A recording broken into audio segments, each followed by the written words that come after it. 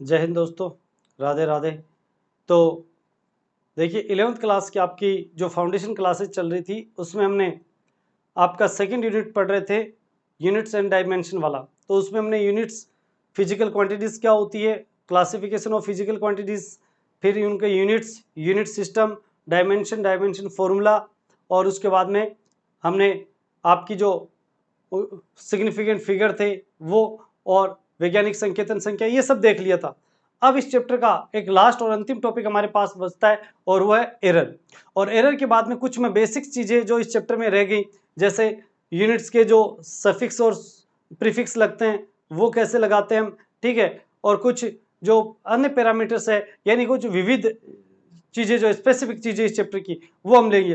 तो आज हमारे पास इस चैप्टर का जो लास्ट टॉपिक बचता है वो बचता है एरर। ये कंप्लीट करेंगे और फिर नेक्स्ट क्लास से हम आपका बेसिक मैथमेटिक्स, जो हमारी फिजिक्स का सबसे इंपॉर्टेंट पोर्शन है, वो स्टार्ट करेंगे। खैर फिलहाल हम आज बिना किसी देरी के आपका स्टार्ट करते हैं। क्या? एरर, एरर या त्रुटि।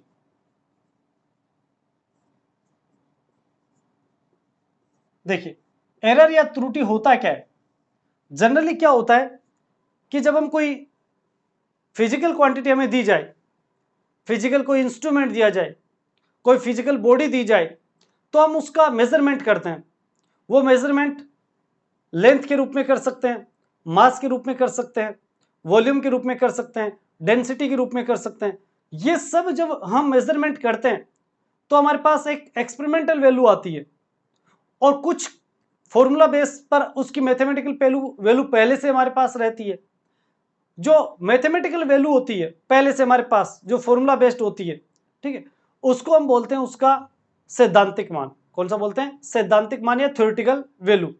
और अब हम उसकी मापन विधि से प्रयोग कर करके हम उसका एक मान कैलकुलेट करते हैं, उसे बोलते हैं प्रायोगिक मान। क्या बोलते हैं? प्रायोगिक मान। इन दोनों में क्या होता है, थोड़ा बहुत अंतर उत्पन्न हो जाता है और इसी अंतर को हम क्या बोलते हैं? त्रुटि। यानी एक्सपेरिमेंटल वैल्यू और थ्योरेटिकल वैल्यू, इन दोनों का जो डिफरेंस है वही क्या कहलाता है? एरर। क्या कहलाता है? Error. Means error is equal to practical value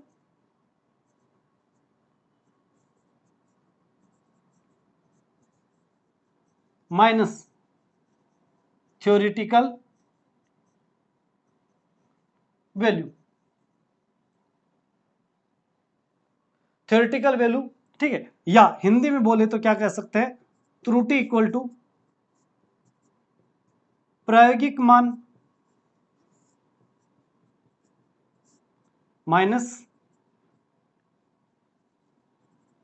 सैद्धांतिक मान।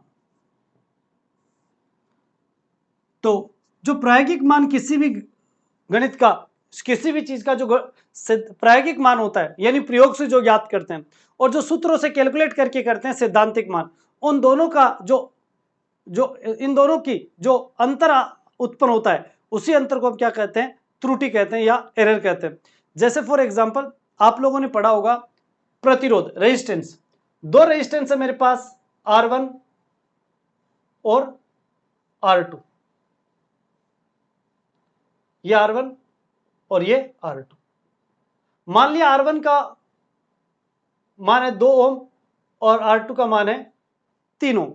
अरे जी सर, अगर मैं अभी आपसे कहूं कि इसका नेट प्रतिरोध क्या होगा यदि इन्हें सीरीज में जोड़ दे, इन दोनों तार को क्या किया हमने? सीरीज में जोड़ दिया, ठीक है। तो सीरीज में जोड़ोगे तो आपके पास फॉर्मूला बेस्ड क्वेश्चन है, वो है कि सीरीज में दो रेजिस्टेंस की वैल्यू होती है R1 प्लस R2। तो इसको सोल्व करोगे तो आएगा 2 plus 5, sorry 2 plus 3 equal to 5 ohm. यानी 2 और 3 ओम जुड़ जाएंगे श्रेणीकरण में। ये आपके पास जो वैल्यू आई है वो कौन सी मान है? सैद्धांतिक। कौन सा मान है? सैद्धांतिक। अब आप इसे प्रायोगिक रूप से ज्ञात कर सकते हो। जो 12th फाउंडेशन के बच्चे या 12th क्लास के, वो जानते हैं कि इसमें एक उपकरण आता है हमारे पास जिसे हम बोलते हैं मीटर ब्रिज, ठीक है। मीटर ब्रिज व्हाइट स्टोन सेतु सिद्धांत जो होता है उस पर कार्य करता है। व्हाइट स्टोन जो सेतु सिद्धांत होता है, थ्योरी होती है व्हाइट स्टोन सेतु की, ब्रिज की, उस पर कार्य करता है और उससे हम किसी भी अज्ञात प्रतिरोध की गणना कर सकते हैं। दो तारों के प्रतिरोध और श्रेणीक्रम संयोजन का सत्यापन कर सकते हैं।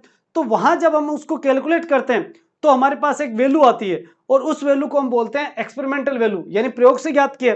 और ये क्या है? सैद्धांतिक मान है। तो इन दोनों में जो अंतर उत्पन्न होता है, तो उसी अंतर को हम क्या कहते हैं? त्रुटि। ये किसी के भी लिए लागू होता है। किसी भी फिजिकल क्वांटिटी का जब हम मेजरमेंट करते हैं, तो एक तो हमारे पास उसके फॉर्मूले बेस्ड थ्योरेटिकल वैल्यू आती है और एक उसके एक्सपेरिमेंट से हमारे पास वैल्यू आती है, जिसे हम एक्सपेरिमेंटल वैल्यू बोलते हैं।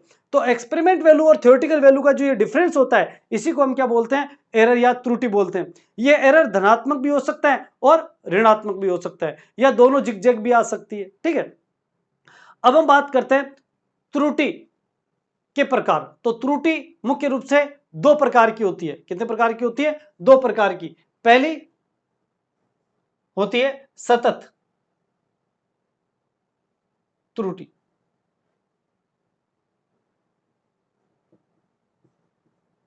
सतत त्रुटि क्या होती है? ऐसी त्रुटि जो एक ही डायरेक्शन में प्राप्त हो। क्या हो?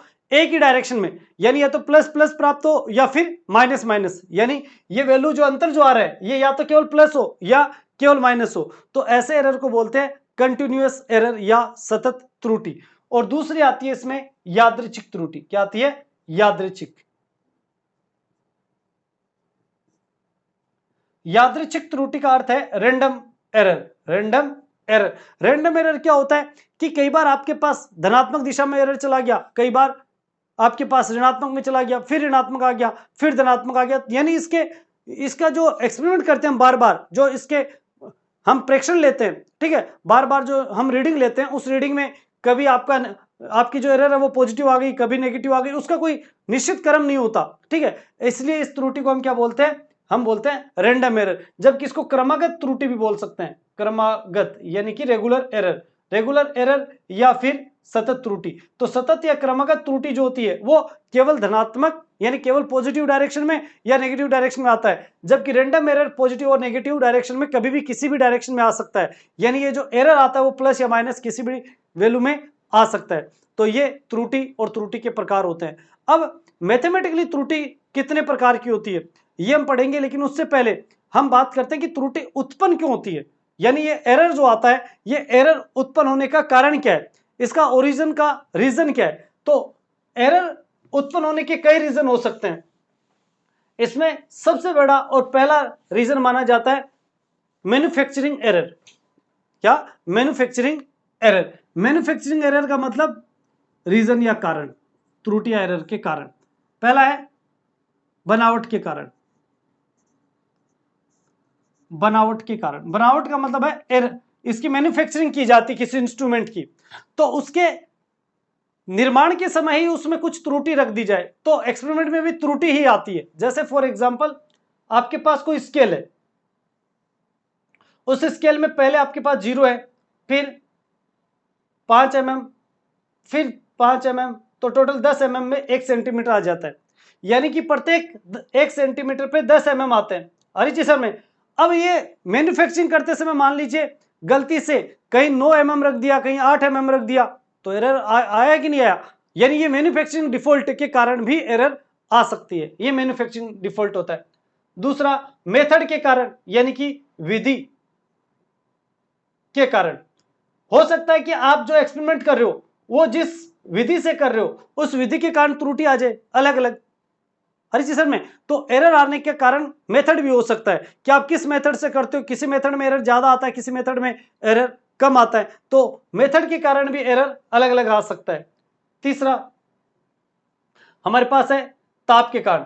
कुछ एक्सपेरिमेंट ऐसे होते हैं जो टेम्परेचर के कारण इफेक्टिव होते हैं, जैसे अर्धचालक उपकरण जो होते हैं, सेमीकंडक्टर डिवाइस। ये सेमीकंडक्टर डिवाइस टेम्परेचर से बहुत ज्यादा इफेक्टिव होती है, जैसे आपका मोबाइल, कंप्यूटर, ये ऐसी इलेक्ट्रॉनिक जितने भी इंस्ट्रूमेंट आते हैं ये सारे के सारे टेम्परेचर से बहुत ज्यादा इफेक्टेड होते हैं। इसलिए टेम्परेचर कमरे का ऊपर नीचे होता है बहुत ज्यादा, तो उसके कारण भी एरर उत्पन्न हो सकता है। ठीक है, इसके अलावा जो उष्मागतिकी होते हैं वो ताप या दाब, दाब आयतन आदि के कारण भी चेंजेज हो सकता है।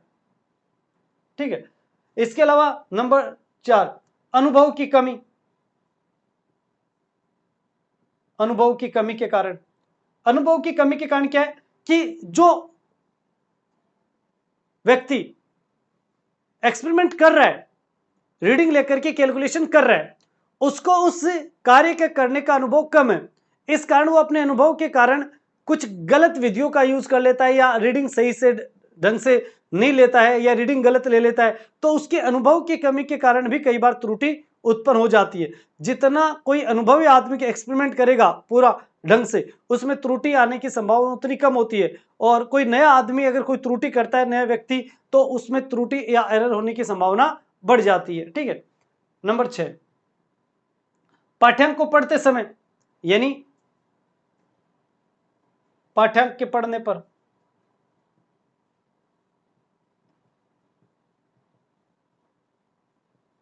कोई पाठ्यांक गलती से गलत पढ़ ले, तो यानी वो अनुभव वाली बात आ गई एक तरह से, तो पाठ्यांक को गलत पढ़ने से भी एरर उत्पन्न हो सकता है। तो एरर उत्पन्न होने के कई कारण होते हैं। तो ये तो हमने देख लिया कि एरर होता क्या है, तो अब तक दिमाग में ये चीज बैठ गई होगी कि एरर होता क्या है और एरर किस कारण से उत्पन्न होती है और मोस्टली एरर कितने प्रकार के होते हैं। अब हम किसी एक्सपेरिमेंट में एरर को जो कैलकुलेट करते हैं, वो एरर किस किस तरह से कैलकुलेट कर सकते हैं। तो एरर हम मुख्य रूप से प्रतिशत त्रुटि के रूप में, यानी जो परसेंटेज एरर है उसके रूप में कैलकुलेट करते हैं। लेकिन परसेंटेज एरर तक पहुंचने से पहले हमें कई एरर कैलकुलेट करनी पड़ती है, और उन एरर्स को हम यहां पर एक एक करके पढ़ते हैं। ठीक है। तो एरर के प्रकार, मैथमेटिकल एरर या गणितीय त्रुटियों के प्रकार। गणितीय बोल सकते हो,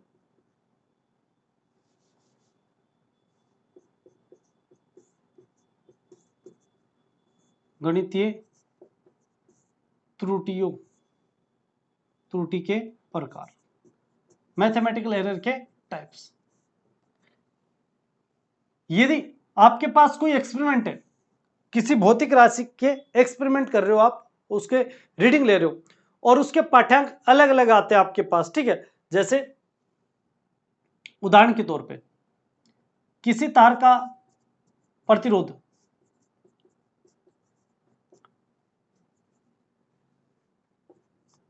प्रतिरोध परीक्षण,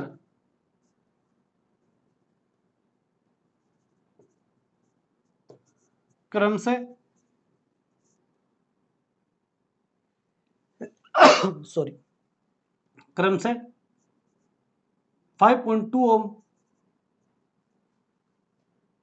4.9 ओम, 5.1 ओम, 5.0 ओम,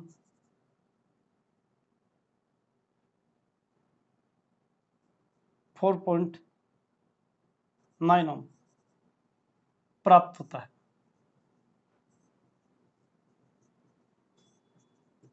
ठीक, इस तरह से कोई क्वेश्चन आता है। ठीक है। ये हमने मान लिया कि किसी तार के प्रतिरोध के प्रेक्षण जो है वो इस तरह से, एक तार था, उसके हमने जो प्रतिरोध कैलकुलेट किए एक्सपेरिमेंट से, तो कभी इतना आ रहा है, कभी इतना आ रहा है, कभी इतना आ रहा है, कभी इतना आ रहा है। तो अब इस प्रतिरोध का कोई निश्चित मान तो नहीं आ रहा, तो वास्तव में इस तार का प्रतिरोध कितना होना चाहिए और उसमें कितनी त्रुटि इस समय आ रही है, वो हमें पूछा जाता है। तो इसका वास्तविक मान कितना है और इसमें औसत त्रुटि कितनी, ये पूछी जाती है। तो ऐसे क्वेश्चन में हम क्या करते हैं, यहां पर ये वैल्यू मान लेते हैं हम x1 है, ये वैल्यू मान लेते हैं x2 है, ये वैल्यू मान लेते हैं x3 है, और ये x4 है, x5 है। इसी तरह से और भी मान प्राप्त हो सकते हैं हर चीज में। अब इन मान के आधार पर इसमें त्रुटियां क्या क्या हो सकती है, तो वो कैलकुलेट करते हैं। तो सबसे पहले इसमें हम कैलकुलेट करते हैं नंबर 1 पर परम त्रुटि, परम त्रुटि, एब्सोल्यूट एरर,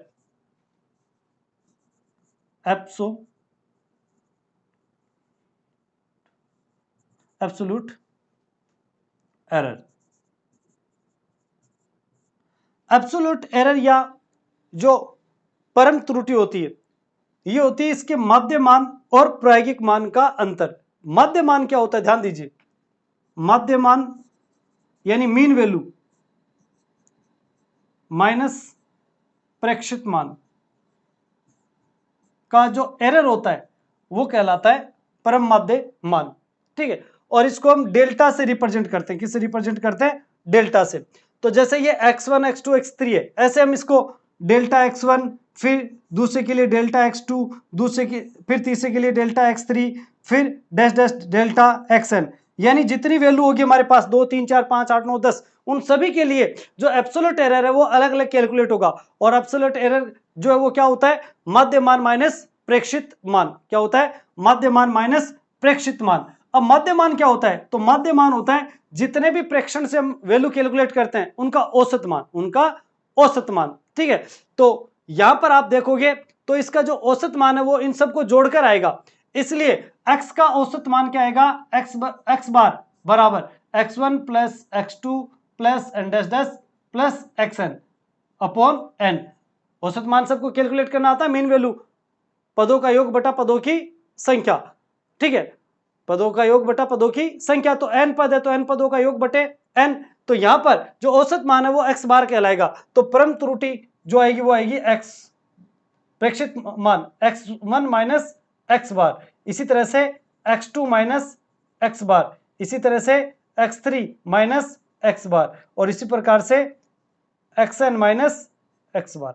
तो इस तरह से हम कुल मिलाकर के त्रुटियों को कैलकुलेट कर सकते हैं। एक बार फिर से समझिएगा कि परम त्रुटि का अर्थ क्या है, उसका माध्य मान माइनस प्रेक्षित मान। हो सकता है आपको एक निश्चित स्टैंडर्ड मान दे भी दे, तो वो स्टैंडर्ड मान को ही माध्य मान बोलते हैं। अगर ना दे तो इन सभी जो वैल्यू दी जाती है, प्रेक्षित वैल्यू जो एक्सपेरिमेंट वैल्यू दी जाती है, इनका औसत यानी कि उनकी मेन वैल्यू कैलकुलेट करते हैं। मेन वैल्यू का मतलब है पदों का योग बटा पदों की संख्या, तो वो कहलाएगी x बार। अब इस माध्य मान में से क्या करेंगे, प्रेक्षित मान माइनस करेंगे। ओ सॉरी, ये माफी चाहूंगा, प्रेक्षित मान माइनस माध्य मान माइनस प्रेक्षित मान, तो x bar minus x1, x bar minus x2, x bar minus x3 and dash dash x bar minus xn। इस तरह से प्रत्येक प्रेक्षण के लिए जो परम त्रुटि है वो अलग अलग कैलकुलेट होती है। यह आ गई परम त्रुटि। आई थिंक किसी को प्रॉब्लम नहीं होगी एब्सोल्यूट एरर में। एब्सोल्यूट एरर के बाद में हमारे पास आता है माध्य परम त्रुटि। क्या आता है, माध्य परम त्रुटि। माध्य परम त्रुटि यानी कि डेल्टा x बार। जो हमारे पास वैल्यू दी जाती है उससे हमने औसत मान कैलकुलेट करके परम त्रुटि ज्ञात कर ली। इन परम त्रुटियों का औसत मान ही क्या कहलाएगा, माध्य परम त्रुटि कहलाएगी। यानी परम त्रुटियों का माध्य मान ही क्या कहलाएगा, माध्यम परम त्रुटि। अर्थात x बार का जो वैल्यू आएगी x डेल्टा x बार की, वो क्या आएगी, delta x bar equal to delta x1 plus delta x2 plus n dash dash delta xn upon n। एक चीज यहां पे सबसे इंपॉर्टेंट ध्यान देने वाली कि इसका हम केवल मैग्नीट्यूड लेते हैं, ये प्लस है या माइनस उससे कोई लेना देना नहीं है। इसकी केवल कौन सी वैल्यू लेंगे, मैथमेटिकल पॉजिटिव वैल्यू। अगर नेगेटिव है तब भी हम इसकी कौन सी वैल्यू लेंगे, केवल इसकी मैथमेटिकल वैल्यू। तो यहां पर यह ध्यान देने वाली बात है कि माध्य परम त्रुटि का मतलब है माध्य परम त्रुटियों के परिमाण का औसत, माध्य परम त्रुटियों का परिमाण का औसत, परम त्रुटियों के परिमाण का औसत मान जो है वो क्या कहलाता है, माध्य परम त्रुटि कहलाता है। हो गई चीज क्लियर, आई थिंक ये यहां तक समझ में आया होगा। फिर नंबर 3 पर आता है आपेक्षिक त्रुटि। आपेक्षिक त्रुटि या इसे रिलेटिव एरर या सापेक्ष त्रुटि भी कह सकते हो। सापेक्ष त्रुटि या आपेक्षिक त्रुटि एक ही बात है। और सापेक्षिक या आपेक्षिक त्रुटि का अर्थ होता है, सापेक्षिक भी लिख सकता हूं या आपेक्षिक भी लिख सकता हूं। आपेक्षिक त्रुटि ये होती है माध्य परम त्रुटि अपॉन माध्य त्रुटि, यानी delta x bar upon x बार, इन दोनों का जो रेशो है वो क्या कहलाता है, सापेक्षिक त्रुटि कहलाती है। यानी कि जो हमारे पास औसत वैल्यू आती है उसके कंपेयर में त्रुटि कितनी आ रही है। ठीक है, जो औसत मान है, हर चीज में यहाँ पे औसत मान हमने कैलकुलेट किया था, उस औसत मान के कंपेयर में यानी उसके रिस्पेक्ट में कितना एरर आ रहा है उसी को बोलते हैं आपेक्षिक त्रुटि या सापेक्षिक त्रुटि, relative error, delta X bar upon X bar. अब आता परसेंटेज एरर। अगर इसको 100 से मल्टीप्लाई कर दे, किससे मल्टीप्लाई कर दे, 100 से, delta X bar upon X bar into 100, इसको 100 से मल्टीप्लाई कर दीजिए, ये आ जाएगी परसेंटेज एरर। क्या आ जाएगी, परसेंटेज एरर। ये त्रुटि ज्ञात करने का बेसिक फॉर्मूला हो गया। ये परसेंटेज ऑफ एरर ज्ञात करने के लिए हमें ये सब चीजें कैलकुलेट करनी पड़ेगी। यानी सबसे पहले हमें क्या करना पड़ेगा, उस दिए गए मान का औसत मान ज्ञात करना पड़ेगा, फिर प्रत्येक वैल्यू के लिए परम त्रुटि कैलकुलेट करनी पड़ेगी, फिर माध्य परम त्रुटि और फिर माध्य परम त्रुटि से प्रतिशत त्रुटि या परसेंटेज एरर कैलकुलेट करेंगे। हरिचरण में जैसे फॉर एग्जांपल इसको समझने के लिए हम ये जो क्वेश्चन आपके पास इसको सोल्व करते हैं। मैंने स्टार्टिंग में लिख दिया था ये क्वेश्चन क्या है कि एक प्रतिरोध या किसी प्रतिरोध तार का प्रतिरोध क्रम से प्रेक्षित मान इतना है, तो इस प्रतिरोध का मान और इसकी प्रतिशत त्रुटि क्या है इसमें वो कैलकुलेट कीजिए। तो सबसे पहले हम क्या कैलकुलेट करेंगे, प्रतिरोध का औसत, प्रतिरोध का औसत या माध्य मान, औसत मान, इसको हम आर एम भी लिख सकते हैं मीन, या आर बार भी लिख सकते हैं। आर मीन इक्वल टू क्या आएगा, R1 plus R2 plus R3 plus R4 plus R5। 5 है तो 5 पदों का योग कर देंगे, 5 से डिवाइड कर देंगे, तो वैल्यू है 5.2 प्लस 4.9 प्लस 5.1 प्लस 5.0 प्लस 4.9। अब इनको ऐड करके 5 से डिवाइड कर देंगे, तो 2 9 11 12 है, 12 और 9 21, 1.2 7 11 16 21 25 अपॉन 2 अपॉन 5, वैल्यू आ गई 5.02। यह आ गया हमारे पास क्या, माध्यमान, क्या आ गया, माध्यमान। अब हमें कैलकुलेट क्या करना है, प्रतिशत त्रुटि।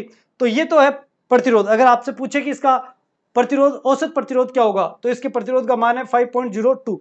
अब इसमें प्रतिशत एरर कितना है, परसेंटेज ऑफ एरर, तो हमें क्या करना पड़ेगा, परसेंटेज ऑफ एरर के लिए पहले परम त्रुटि कैलकुलेट करनी पड़ेगी।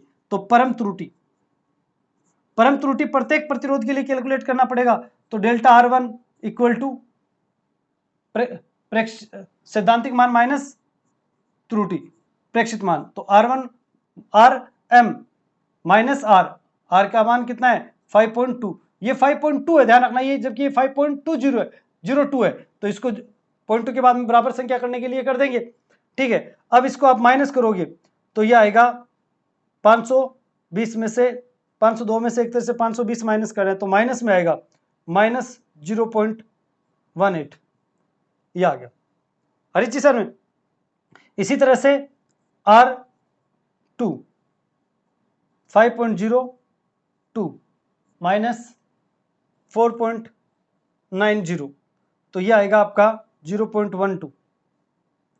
इसी तरह से R3 5.02 माइनस R3 की वैल्यू 5.10, तो वैल्यू आएगी माइनस में 0.08, मात्रक ओम ही रहेगा, आ गया। अब इसी प्रकार से R4 delta R4 equal to 5.02 minus 5.0 equal to 0.02 ohm, फिर delta 5 R5 equal to 5.02 minus 4.90 equal to 0.12। यहां से औसत परम त्रुटि, औसत परम त्रुटि, आई थिंक ये दिख रहा होगा, नहीं दिख रहा, औसत परम त्रुटि ये मैं यहां पे कैलकुलेट करता हूं ऊपर, डेल्टा वार बराबर delta 1 plus delta R2 plus plus delta R5। 5 जो वैल्यू आई है, पांचों को जोड़ के 5 का भाग देंगे, केवल पॉजिटिव वैल्यू। तो फर्स्ट वैल्यू आई है 0.18 माइनस में, लेकिन हम प्लस में लेंगे। फिर दूसरी आई है 0.12, तीसरी आई है 0.08 प्लस, फिर आई है 0.02 और अंतिम आई है 0.12 अपॉन 5। इनको जोड़ लीजिए, 18 12 30, 28 30 और 30 और 30 42, 42 बटे 0.42 बटे 5, वैल्यू आएगी 0.8, 0.08। 5 का 5 से डिवाइड करोगे ना, हाँ, तो ये आएगा 0.08, 8 पंजे 40, 8 आ रहा है, 1 मिनट, ठीक, कितना आएगा, 2 10 18 20 22, 22 का 2 लगी 2 3 1 4 42, 4 में जाएगा नहीं, 0.08, 0.08 ये आ गया। ठीक है, अब परसेंटेज ऑफ एरर निकालेंगे, तो परसेंटेज ऑफ एरर यानी प्रतिशत त्रुटि, इसका फॉर्मूला था delta R bar upon are bar into 100। ठीक है, ये आया 0.08 अपॉन आर की वैल्यू कितनी आई थी हमारे पास स्टार्टिंग में 5.02 इंटू 100, पॉइंट हट जाएगा तो ऊपर आ जाएगा 800 और नीचे आ जाएगा, सॉरी 800 नहीं 8 ही, 8 बटे 5.02, इसका पॉइंट हटाएंगे तो ये 0 ऊपर चला जाएगा 2 और ये 500 ये आएगा। ठीक है, तो वैल्यू आएगी आपकी, ये इससे मल्टीप्लाई हो गया 100 से, ठीक है, तो ये 8 बच गया, इसका पॉइंट हटाएंगे तो ये कहाँ चला जाएगा ऊपर 0, तो ये आएगा 1 पॉइंट समथिंग, 300 बच जाएगा, 300 में 5 का भाग दोगे तो लगभग 6, 5 6 30, 0.66 के आसपास, 1.06 लगभग अप्रोक्सीमेट ये एरर आपके पास आएगा। तो देखिए सबसे पहले क्या करना है, एक बार फिर समझिए, ऐसे क्वेश्चनों में टाइम तो लगता है एक बार, लेकिन आंसर निकालना बहुत आसान होता है। टाइम कंज्यूमिंग क्वेश्चन है, लेकिन ये कंपटीशन में भी ऐसा नहीं कि आता नहीं है, जेई मेंस में और जेई एडवांस में बहुत बार ये क्वेश्चन आता है। ठीक है, लेकिन ऐसे क्वेश्चनों को हमेशा लास्ट में करना चाहिए क्योंकि थोड़ा ये टाइम कंज्यूमिंग है। सबसे पहले क्या करेंगे, दिए गए प्रेक्षण मानों का औसत लेंगे, औसत लेके सब प्रत्येक वैल्यू के संगत परम त्रुटि ज्ञात करेंगे, फिर उनका औसत परम मान ज्ञात करेंगे, फिर औसत परम मान में जो औसत मान हमने कैलकुलेट किया था उसका भाग दे करके 100 से मल्टीप्लाई कर देंगे तो क्या आ जाएगा, प्रतिशत त्रुटि आ जाएगी। अगर सापेक्ष त्रुटि पूछी होती तो हम 100 से मल्टीप्लाई नहीं करते। ठीक है, तो ये बिल्कुल बेसिक जो है वो हमारे पास त्रुटियों का प्रकार हो गया। ठीक है, तो यहां पर अब हमारे पास त्रुटियों की विभिन्न गणनाएं आती है, जैसे किसी समीकरण में त्रुटियां किस तरह से कैलकुलेट करते हैं, तो वो हम देखेंगे नेक्स्ट वीडियो में। तब तक आप लोग सभी से निवेदन है कि अभी कुछ टेक्निकल एरर आ रहा है, उस टेक्निकल एरर की वजह से मैं लाइव नहीं आ पा रहा हूं, तब तक मैं रिकॉर्डेड वीडियो डालूंगा। क्लासें आपकी बिल्कुल भी डिस्टर्ब नहीं होगी, जैसी क्लासें पहले चल रही थी अब भी वैसे ही चलेगी हमारी क्लासें। जैसे टेक्निकल एरर दूर हो जाता है मैं वापस लाइव आ जाऊंगा, लेकिन तब तक आप लोग रेगुलर वीडियो देखते रहिए, अपने नोट्स बनाते जाइए और घर पे मेहनत कीजिए, और ज़्यादा से ज़्यादा अपने चैनल को शेयर कीजिए और सब्सक्राइब कीजिए ताकि ज़्यादा से ज़्यादा बच्चे इससे जुड़ सके। तो मिलेंगे नेक्स्ट वीडियो में, तब तक जय हिंद जय भारत।